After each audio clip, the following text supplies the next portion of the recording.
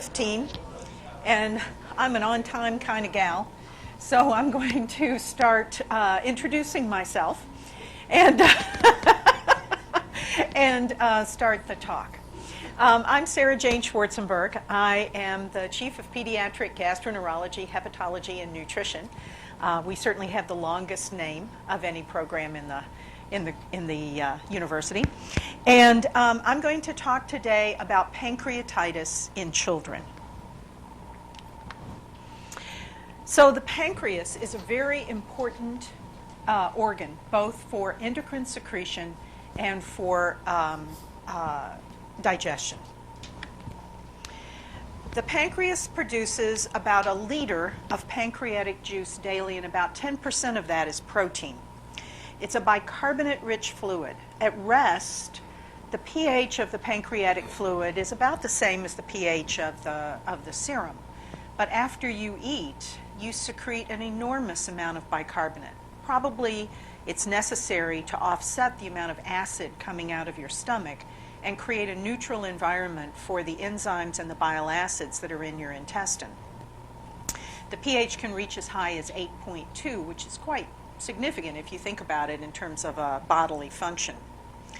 The digestive enzymes of the pancreas are responsible for digesting most of the protein, long-chain fat, and starch that we eat. About half of our digestion is based on pancreatic function. The pancreas also has endocrine functions. I don't pretend to be an expert in these.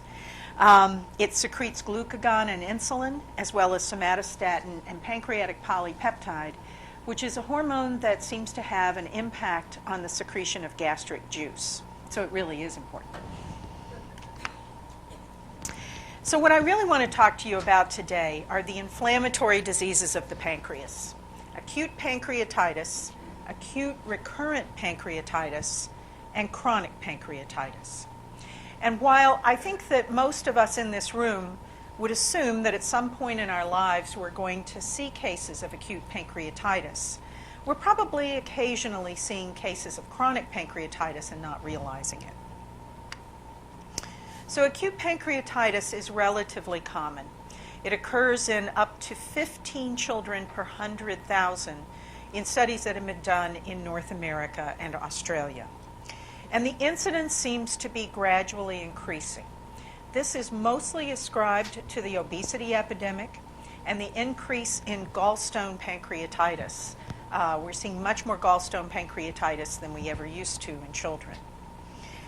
The presentation is interesting because it's very nonspecific. Children complain of chronic abdominal pain or irritability. It's much more common in children under the age of 3 for there to be irritability as compared to a direct complaint of abdominal pain.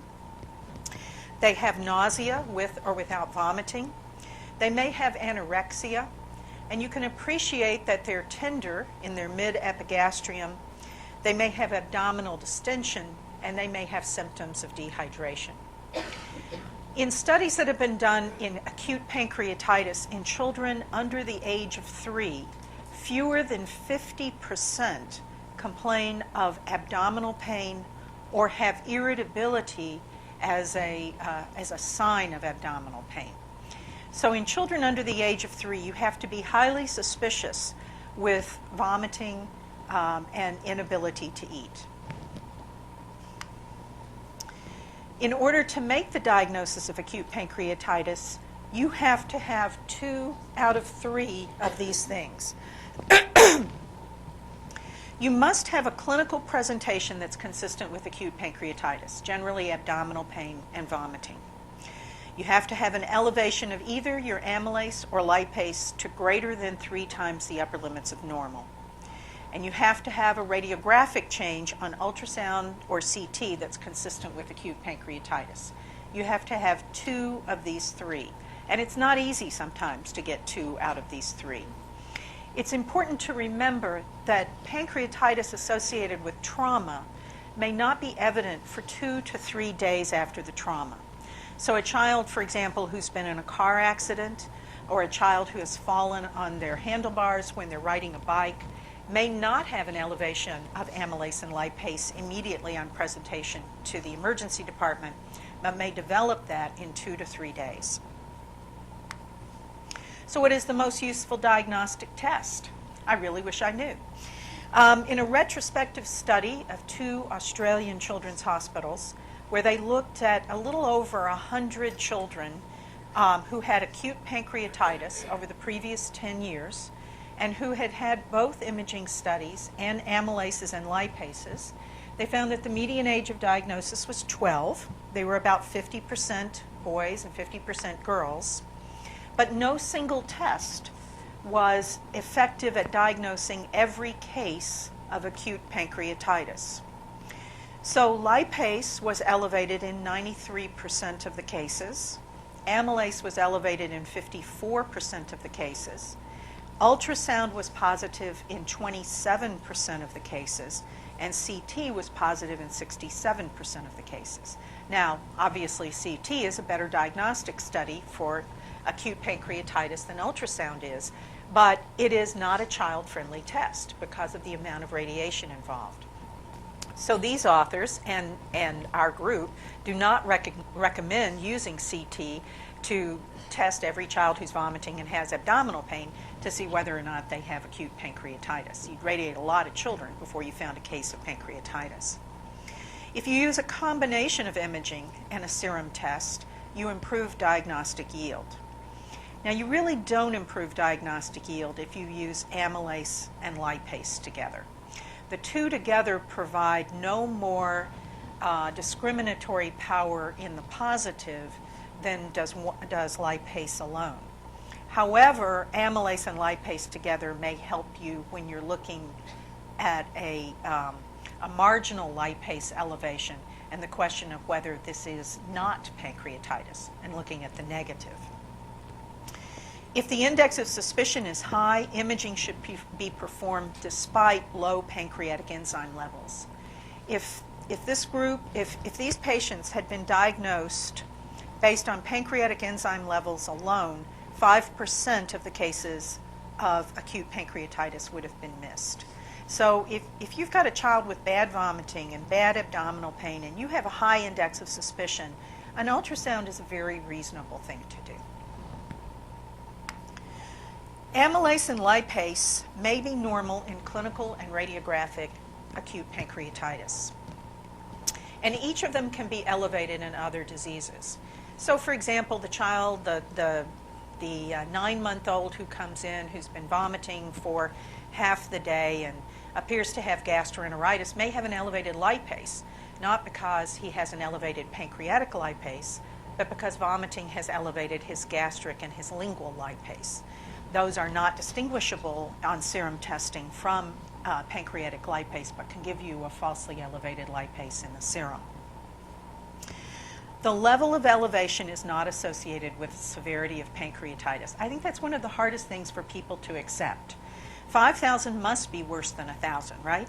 But no, it's not. And certainly if you look at the various numerical scoring systems we have for severity of pancreatitis, amylase and lipase are not in any of them. You cannot judge how ill the child is based on how high their amylase or lipase is. And there's really no value in following amylase and lipase every day. Pancreatitis gets better at its own speed or gets worse at its own speed, but it's a clinical judgment. Measuring amylase and lipase will not help you with that clinical judgment. If you have a child who's got fever, who has acute pancreatitis and has developed fever and worsening abdominal pain and is vomiting more, it doesn't matter if her amylase and lipase is normal, she's worse. And if you have a child who's feeling great and eating hot dogs and whose amylase and lipase is still high, doesn't matter. She's healthy. Her amylase and lipase don't matter in that situation. So they're good initial diagnostic tests, but they have they give you very little help in terms of day-to-day management and following the patient. This is an ultrasound of a child with acute pancreatitis. You can see here some edema and some changes in the duct right here. This is a CT scan of a child with acute pancreatitis. This child actually had necrotic pancreatitis and has an enormous phlegmon here. So there's a billion causes of acute pancreatitis. I'm not going to go through each one of them.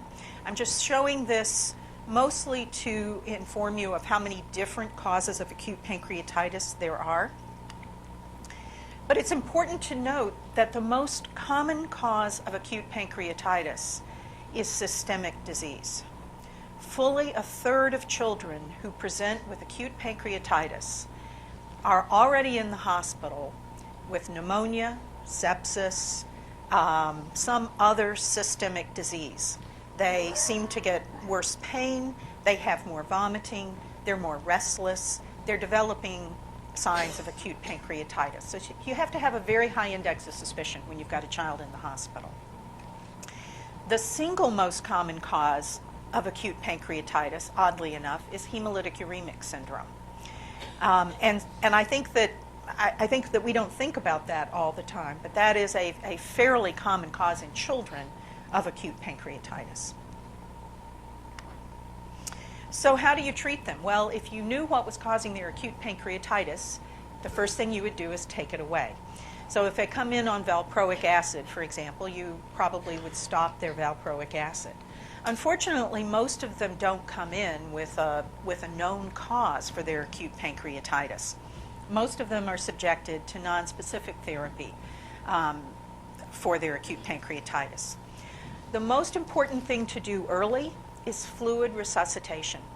More children probably die with acute pancreatitis from hypovolemia than from all other causes. So you want to resuscitate them immediately in the emergency department. It can take 40 cc's per kilo to resuscitate children with enormous third spacing from the phlegmon that's in their pancreas. And in fact, if the pancreas were located on the outside of the body rather than on the inside of the body, I don't think you would ever make that mistake, because you would see essentially an enormous burn on this child's body. And you would know that a burn needs fluid, and you would know that a burn needs nutrition.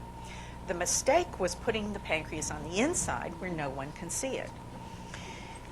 These days, we tend to not do that whole 40 cc's per kilo at once, but perhaps do 10 or 20 cc's per kilo, and then do maybe 5 to 10 cc's per kilo an hour. This is based entirely on adult literature. There's very little pediatric literature on the management of acute pancreatitis. Pain control, these children deserve narcotics. All narcotics cause constriction of the sphincter of Oddi, so don't worry about which narcotic you pick. Pick the one that takes their pain away. And you want to prevent vomiting. In pediatric gastroenterology, we have a golden rule. The only thing that's worse than a child with acute pancreatitis is a child with acute pancreatitis and a Mallory-Weiss tear. And so you cannot let a child puke and puke and puke. And truly, an NG tube is the kinder thing to do. It will reduce their pain by decompressing their stomach, and it will stop them from having to heave and heave and heave throughout the day. Now, if they're not vomiting, they don't need an NG tube. You know, the old days where we used to put an NG tube down on everyone, whether they were vomiting or not, those are gone. If ondansetron takes their vomiting away, if they're not vomiting, you don't have to worry about it. But if they are vomiting, don't be afraid of that tube. And for many children, starting nutritional support within 24 hours of presentation is very important. Most cases of acute pancreatitis last about 8 to 9 days. Uncomplicated acute pancreatitis in children generally lasts 8 to 9 days. That's the period of time that they're hospitalized, and they're generally not discharged until they can eat.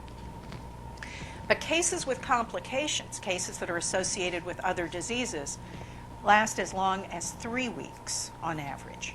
So you really don't want this child who has a massive burn basically on the inside of their abdomen to be without nutrition for that period of time.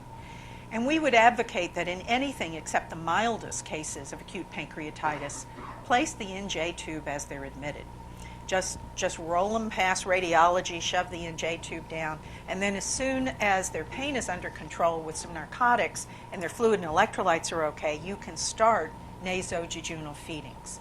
By feeding them beyond the ligament of Treitz, you reduce the stimulation of the pancreatitis, and so generally children can feed without pain with nasojejunal feedings. So complications in children are less frequent than in adults. A very small number of children will develop severe acute pancreatitis, and really a very small number die. It's 1 out of 300 or so children with acute pancreatitis will die. They can develop multisystem organ failure and ARDS. They can develop a pancreatic pseudocyst. About 15% of cases do. And if it's asymptomatic, we generally just follow it with ultrasound. But if it's causing pain or compressing bowel or biliary duct, it needs drainage. So this is an ultrasound of a pancreatic pseudocyst. It's just a big black hole. And this is a CT scan showing a very large pseudocyst that's actually now compressing the pancreas. And something like this you would probably want to drain because it's probably going to cause other complications. As I said, the mortality is low in acute pancreatitis. The pancreas, by definition, recovers completely. If it doesn't recover completely, it probably wasn't acute pancreatitis. It's very common for children to relapse. You discharge them after 7 or 8 days, and they're back 2 days later with more pain, and they can't quite eat enough, and they can't quite drink enough. That's a relapse. That's not a recurrence. Recurrence, true recurrence, where the child has been pain-free and eating well for weeks, and then develops another case of acute pancreatitis, occurs in about 10% of children. And those are the children who you're going to start working up for a cause of more chronic pancreatitis, okay? Those are the children who will get genetic testing, who will get an MRCP looking for an obstructive lesion. Acute pancreatitis, except under unusual circumstances, doesn't require that. So let's talk about chronic pancreatitis, the disease we love at the University of Minnesota. Chronic pancreatitis is divided into 2 groups. There's acute recurrent pancreatitis. The individual is having 2 or more episodes of acute pancreatitis, but after each episode appears to heal completely and is pain-free between episodes. If you image the pancreas looks normal. Chronic pancreatitis, however, is a destructive inflammatory lesion with irreversible morphologic changes in the pancreas that will probably progress to loss of function and is often accompanied by daily pain or more pain than you see just with acute episodes. This is actually fairly uncommon in children in North America. However, there are 375 cases a year, we estimate, of children with chronic pancreatitis. So while it's small in number, these are a group of children who are making high use of medical services. They are a huge expenditure in terms of medical services, and they're also they also have an enormous burden of pain and loss of time in school. These children may be misdiagnosed for years. In our chronic pancreatitis program here, when we're interviewing families, it's very common for them to say that they were diagnosed with chronic pancreatitis when they were 7, but they started having pain when they were 5. It's a disease that if you don't do an amylase and lipase, you're not going to find it. And there are still many people out there who believe that children can't get chronic pancreatitis. So they present with intermittent episodes of pancreatitis. They have abdominal pain and vomiting. And unlike children with acute pancreatitis, back pain is very common. They also tend to have pain when they eat, which is a bit different than many children with acute pancreatitis who are just puking. Early on, these patients will reliably have elevations of their amylase and lipase if you look early in the course of their disease. But after many, many episodes of recurrent pancreatitis, you may no longer see elevated amylase and lipase when you test it. Now, is that because they've burned out their pancreas? Usually not. It's usually because some of the pain is coming from the inflammatory lesions and scarring around the liver, around the pancreas. The pancreas may not be producing as much amylase and lipase as it used to. The pain may resolve after the episode, or it may continue at a low-grade level. You always have to look for other causes of pain, and particularly in a child that's being treated with narcotics, you have to think about constipation. But children with pancreatitis, chronic pancreatitis, may also develop delayed gastric emptying. And there's always a huge tension here because this is a disease that is treated with narcotics as to whether the child is genuinely has a flare of their pancreatitis or whether they're narcotic seeking. Do they have a flare of their pancreatitis, or is their parent narcotic seeking? I actually think there's more suspicion about narcotic seeking than there is narcotic seeking in this disease. These people have a lot of pain. But I think it's worthwhile to be thoughtful each time you're writing those prescriptions. The diagnosis of chronic pancreatitis requires a combination of clinical, functional, and anatomic findings. So clinically, you want to be seeing these repeated episodes of acute pancreatitis, or in the case of chronic pancreatitis, continuous pain between episodes of acute pancreatitis. In terms of function, there's a couple of different ways to demonstrate the presence or absence of pancreatic function. You can do a fecal elastase, a pancreatic enzyme that survives into the stool and so can be measured in the stool. Or you can do a secretin-stimulated pancreatic function test. Secretin will stimulate the production of bicarbonate, and so when you collect pancreatic juice with an endoscope, you can measure a baseline, give secretin, and then see a dramatic rise in the amount of bicarbonate from a normal pancreas. It's a big deal. You have to put a child to sleep, and you have to have a gastroenterologist stand there for 45 minutes, and you know how we don't like to stand still. Loss of endocrine function is usually very late, and is usually not something we measure to look for chronic pancreatitis when we're just trying to make a diagnosis. Now, the problem with both of these tests is that you have to lose close to 90% of your pancreatic function before they're abnormal. We have no tests to tell us when you've lost 50% of your pancreatic function. It is really almost an all or nothing thing with pancreatic function testing. So that means that by the time you've lost function, you're pretty late in your disease. Much more commonly, we diagnose chronic pancreatitis by demonstrating morphologic changes. Now, imaging in chronic pancreatitis has improved dramatically with the development of the secretin-stimulated MRCP. And it's a nice test because you can repeat it multiple times, and you're not really giving the child any radiation, and the only real risk is the sedation you have to give the child if the child is under about the age of 10. You get a beautiful image, and you get a visualization of the pancreatic ducts in the physiologic state. In an ERCP, you're dilating those ducts with dye. So this is the way the ducts really look when they're at rest. Another option is endoscopic ultrasound, and we often use that when the MRCP is equivocal. It's harder to repeat that. You have to put that child to sleep every single time you do an endoscopic ultrasound.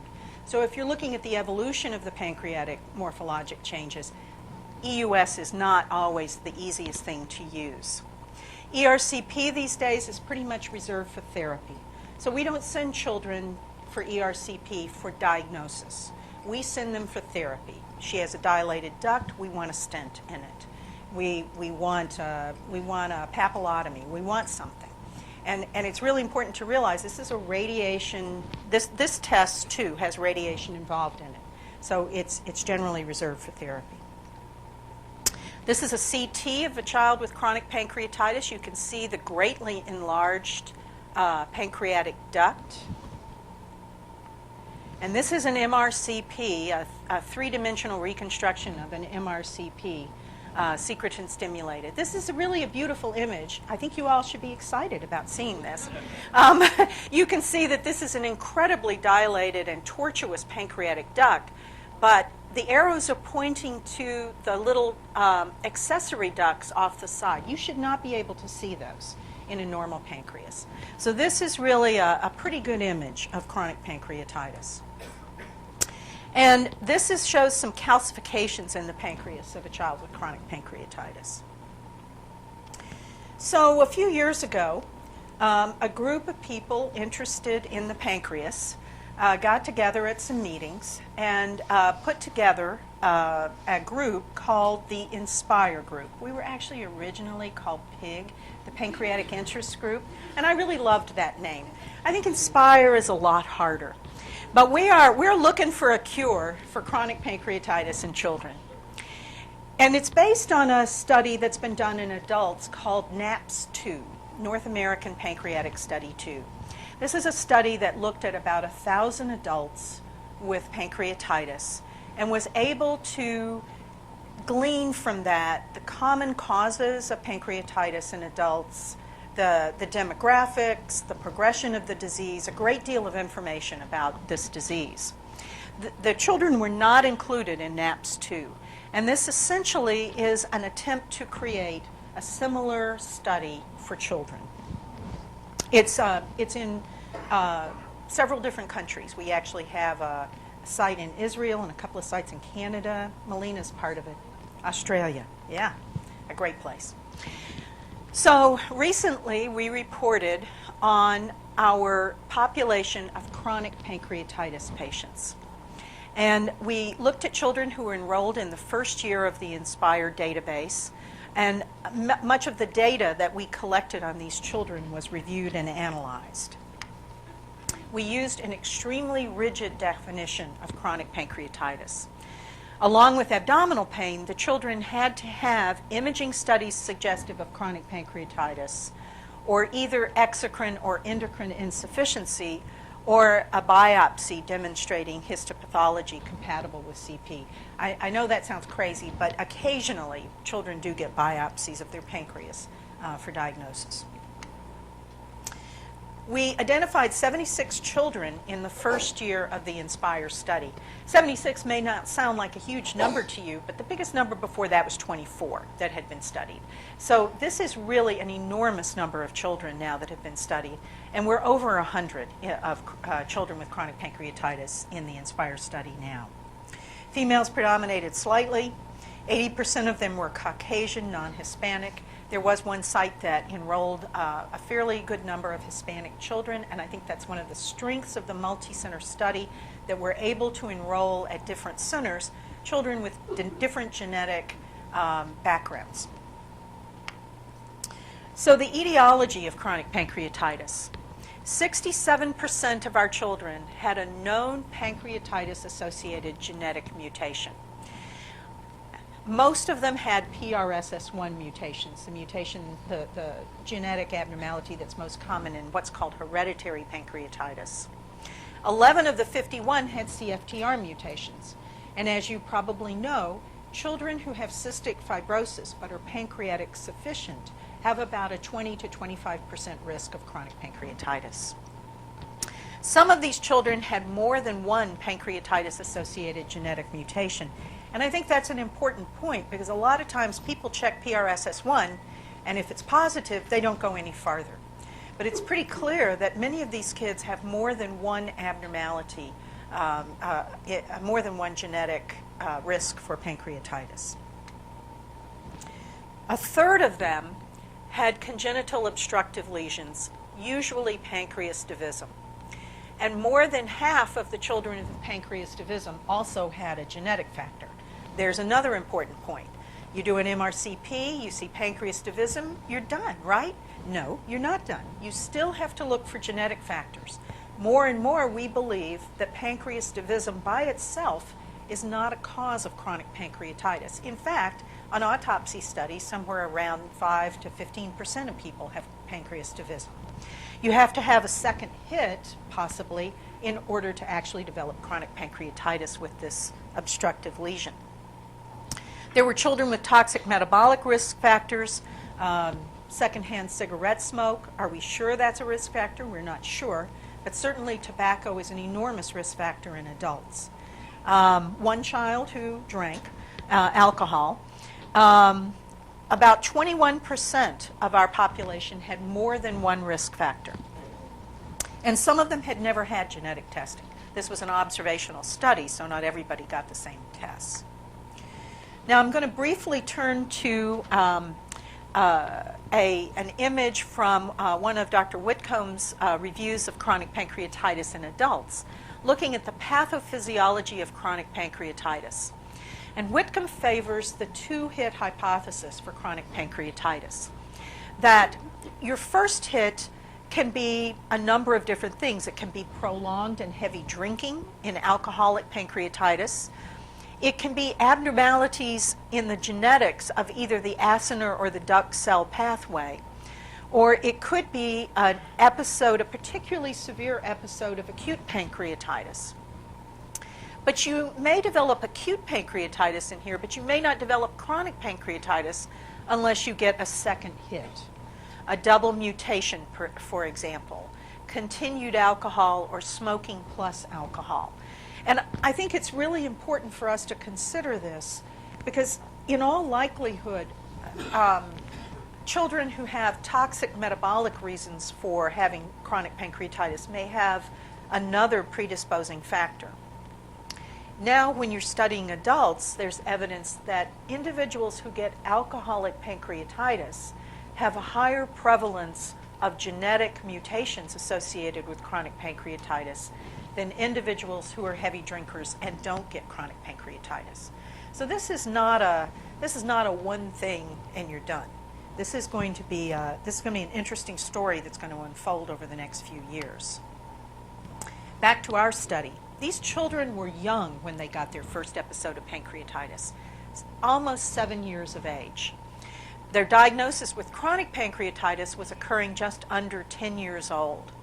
And the most common symptoms raising suspicion of chronic pancreatitis were repeated episodes of acute pancreatitis, pain, steatorrhea in some of them, so they had exocrine pancreatic insufficiency, and in one child, diabetes. Children with chronic pancreatitis have multiple studies done for diagnosis. And I have to say, a lot of these children had multiple radiographic imaging done, multiple CT scans, multiple ERCPs. Greater than 50% of them were diagnosed with studies that involved ionizing radiation.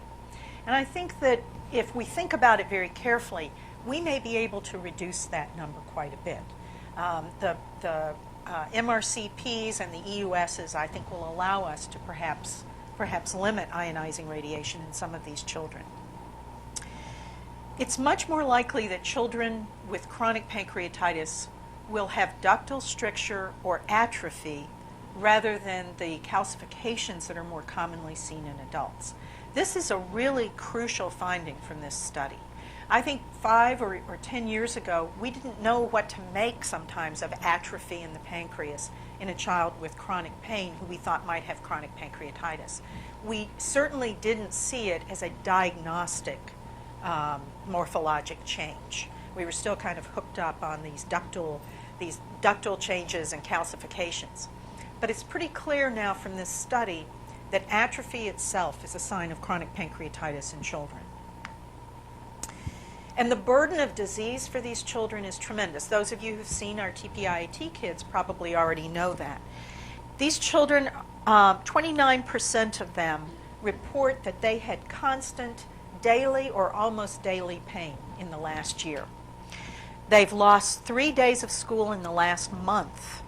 They've had 2 hospitalizations in the last year. And the rate of exocrine insufficiency in this group was 34%. That is a really stunning finding, as once they get exocrine insufficiency and require pancreatic enzymes, that impacts their nutrition, it impacts their vitamin levels, impacts a number of different things. You can see that these children have reduced, about 50% of them at least, have reduced participation in school. reduction in day-to-day activities, reduction in their ability to concentrate, often because they're on narcotics during the day, and reduced enjoyment of life. So this is a disease that, while it is not frequent, is greatly impacting these children. They've tried a lot of different therapies, and without overstating it, I think I can safely say there's not a shred of evidence for a single one of them. 75% of them have been put on pancreatic enzymes. We all do this. We have to. But we don't have good, large, randomized controlled trials showing that these things are effective. Some people use antioxidants. Steroids are used in children when autoimmune pancreatitis is suspected. Octreotide has no effect at all. There's no sense in using it. ERCP with intervention was done in almost half. I would say about 20% of children who used enzymes thought that they made their pain better, and about 20% of children who got an intervention with ERCP thought it made their pain better. About 14% of these children get a Cousteau or Fry procedure, where the duct in the pancreas is filleted open and then hooked up to a roux limb from the gut. And 28% of the children, mostly here, got total pancreatectomy, islet auto-transplantation for their pain. So in conclusion for this part, 2/3 of children with chronic pancreatitis have an identifiable cause of chronic pancreatitis that you can find if you do both anatomic and genetic studies. So it's really important to thoroughly investigate these children when you see them. They're more likely to have ductal abnormalities or atrophy at diagnosis rather than calcifications. And really, we need to start doing randomized controlled clinical trials of medical therapy for these children, particularly pain therapy. Pain is what puts them in the hospital. Pain is what drives them out of school. Pain is what is ruining their lives. And it's really important that we do a better job at managing pain than we're doing right now in children with chronic pancreatitis. So when do you consider a TPIAT? And it is not true that at the University of Minnesota you consider it when you wake up in the morning, okay?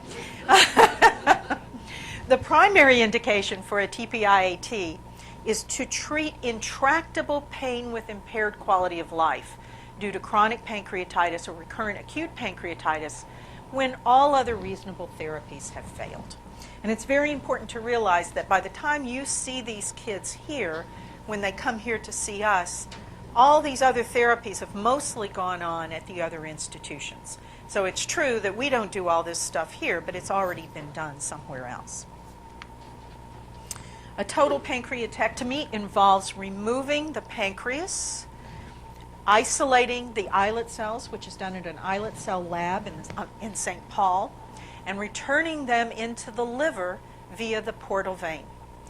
In the liver, they get trapped in the hepatic sinusoids, and if treated nicely and gently, they will reproduce and get larger and make insulin and control your blood sugar pretty much the same as they did when they were in your pancreas. I have no idea why this works, but it works. You always lose your spleen as a part of this procedure. The major reason for this is that the splenic artery and the splenic vein often become adherent to the pancreas during recurrent episodes of inflammation, and you cannot dissect it off without damaging the pancreas. It's really important to get this gland out intact and with the ability to perfuse the gland so that you can preserve as many of the islets as possible. And you're already dealing with a fibrotic. I mean, this is a beautiful looking pancreas right here. The ones that Dr. Chinnikotla takes out are all scarred up and fibrous and look nasty. Okay? These are intraportal islets. Don't they look pretty? This is the liver, okay? And this is an intraportal islet. About once a year, we get an emergency phone call from a physician somewhere who has a patient, an adult or a child, who had a TPIAT years ago and who now has masses in their liver, okay? That must be cancer, right? But they're not. They're little bits of pancreas. And you can see them on a CT scan or an MRI. It's really quite nice, okay? Because they're the patient's own islet cells, you don't have to immunosuppress them, and there is no risk of rejection. You can kill them You can kill them with lots of sugar. You can kill them with hepatitis. You can kill them with a lot of things, but they won't reject. This is one of our patients who gave his permission, and his parents gave his permission to be photographed for something like this. This is a 5-year-old child who was diagnosed with pancreatic deficient CF at birth. His abdominal pain began when he was 2 years old. He had episodes of acute recurrent pancreatitis and eventually had to withdraw from kindergarten because he could not stay in kindergarten because of pain. Now, is he a candidate for pancreatectomy and islet auto transplant? Well, he does have chronic pancreatitis that is refractory to medical treatment and endoscopic interventions, all of which were tried. He was using narcotics and had a significantly impaired quality of life because he can't attend kindergarten, which is really sad. He had good parents who were willing to give him his insulin and manage his post-operative cares. He was not a diabetic at the time that we evaluated him, and his family was willing to accept the risk of diabetes that doing a TPIAT carries. Post-operative management for these patients, and some of the residents here probably know this as well as I do. Early on, you want to prevent beta cell apoptosis, so you want tight glucose control early and then wean the glucose control after good engraftment of the islet cells. Pain control is crucial. Okay, these kids are in terrible pain. They're not just in pain because somebody has opened their abdomen and done an enormous operation on them. They're in pain because in part because they have had years of chronic pain. They have hypertrophied nerve endings. Even if you take out their pancreas, they are going to have what seems to them to be pancreatic pain for months after the procedure as those nerve endings get smaller and smaller. You want them to have early enteral feedings. We do not want to use TPN in these children and risk these little islet cells. They have to have pancreatic enzymes for life. And it's really tough because our cystic fibrosis population, they have pancreatic enzymes given to them from very early in life, first month of life. These are children that have to start using these things regularly at an older age, and it's much harder for them to get into that habit. And of course, we have to teach them splenectomy precautions. Now, these are islet autografts that have been done at the University of Minnesota. I want to thank Melina Bellin for these slides. The first islet autograft was done by David Sutherland in 1977. The man he did it in survived for 6 years without needing insulin. So even that first autograft was done very well. The red bars are adults and the yellow bars are children.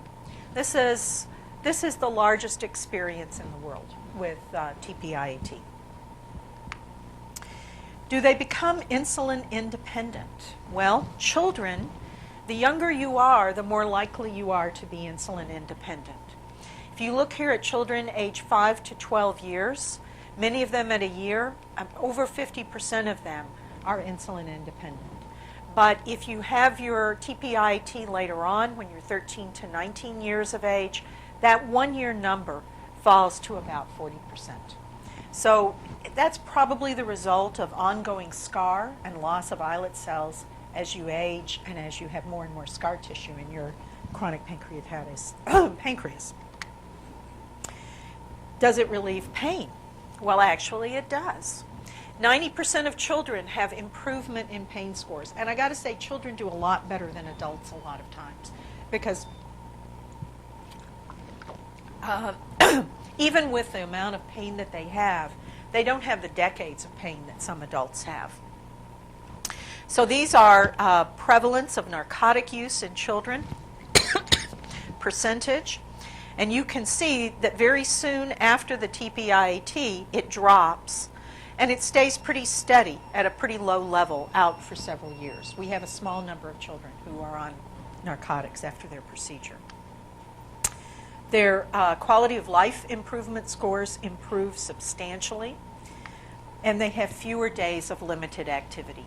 In fact, they play soccer, they play tennis, they go swimming, they do tons of things that they never thought they could do. And it's really sad to me sometimes that the residents who care for these patients when they're so very, very miserable do not get to see how happy they are a year out from their TPIAT, where they come in and hug you and thank you for giving their life back. Skip this slide. They can have persistent or recurrent pain. Constipation is a big problem. Narcotic bowel takes almost a year to resolve after you stop using narcotics. So these are children who we know are going to have long-term problems. Delayed gastric emptying is common, although it tends to improve about 3 months after the procedure. It's hard to get them to adhere to enzymes. If you don't take your enzymes, you're going to bloat and have gas and have pain. Bacterial overgrowth is common because of the reconstruction of the anatomy during the procedure. And some children continue to have neuropathic pain and opioid-induced hyperalgesia. So this child had a successful TPIAT, and he is 9 years post-op. Is he longer than 9 years? 10 years post-op. And he's insulin independent and pain-free, and he can eat anything he wants. He is no longer on a fat-free diet. And I think that's the thing the kids like the most, that after years of a fat-free diet, they can now eat whatever they want. So the Minnesota model is to use TPIAT to relieve chronic debilitating pain while minimizing the risk of labile diabetes. And I think Melina would want you to know that even if you don't fully engraft and are insulin independent, if you partially engraft, you escape the labile diabetes that you would have if we just took your pancreas out and threw it in the garbage. We use a multidisciplinary team. We have a wonderful surgeon, Dr. Chinnakotla, who does the transplant surgery. We have excellent pain management, wonderful diabetes care, and of course I can't say enough about the GI team. And the diabetes outcomes are best when you use a surgically naive, that is a child who has not had a previous Cousteau and had their pancreas eaten up by having it attached to the open gut, and very young children. This is the chronic pancreatitis and TPIAT team. We're a great group. And you can see Melina there and Al Clavel. There's Marie Cook. And Srinath down there. Okay? Thank you.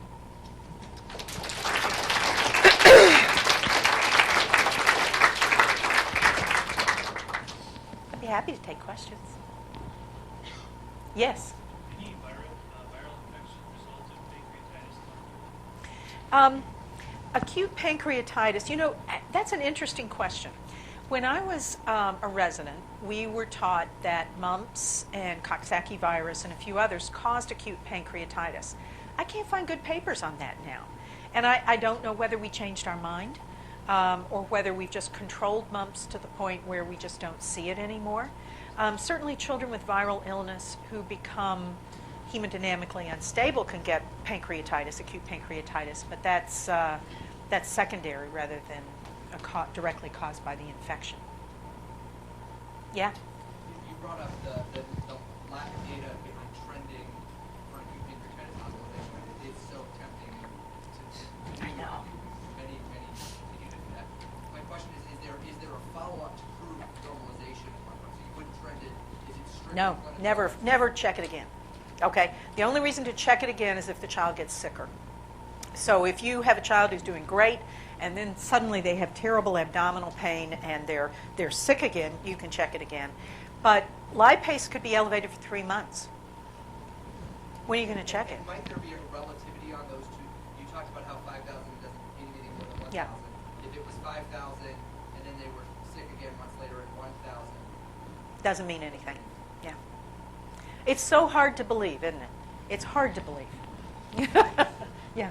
Is there anything different about the pancreatitis that comes from the metabolic diseases that you know of? You mean like Like the organic acidemias? Or there's so few of them. There's so few of them that we don't know. Okay. I've seen it several times amongst our patients. Right. And unfortunately, it's so uncommon that we don't know.